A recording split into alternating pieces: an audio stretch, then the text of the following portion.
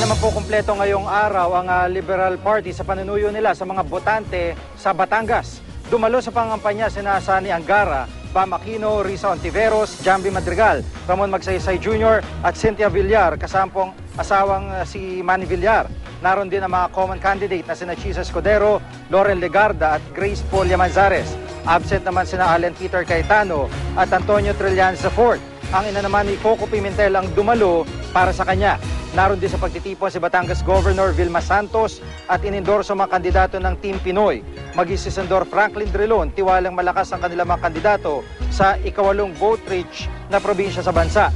Hindi naman may wasang maungkat ang love life ni Pangulong Aquino ng mga kandidato ng Team Pinoy. Umaasa raw silang sa susunod na Valentine's Day ay may kapiling ng espesyal ang Pangulo. Nagpatuloy rin po sa pag-ikot ang ilan pa mga kandidato sa pagkasenador. Sina Senatorial candidate Teddy Casino ng Partidong Makabayan magang nagtungo sa Tondo Church para magpalagay ng abo sa noo bilang paggunita sa Ash Wednesday. Matapos nito ay nag-ikot na siya sa Tondo. Umapila naman si Casino sa COMELEC na luwagan ng mga patakaran sa paggamit ng campaign materials tulad ng mga posters at banner, lalo't di raw lahat ay nakakaalam tungkol dito.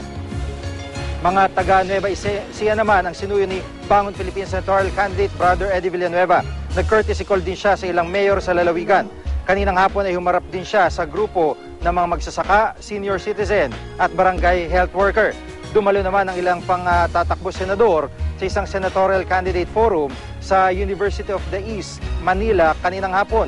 Sumailalim sa Q&A ang mga kandidatong lumahok sa forum.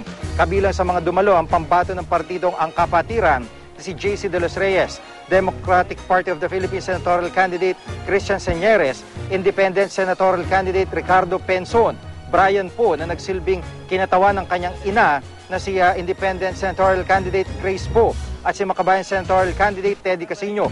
Wala namang aktibidad ngayong araw ang pambato ng partidong Social Justice Society na si Samson Alcantara at independent candidates na si Ramon Montaño at Edward Hagedorn.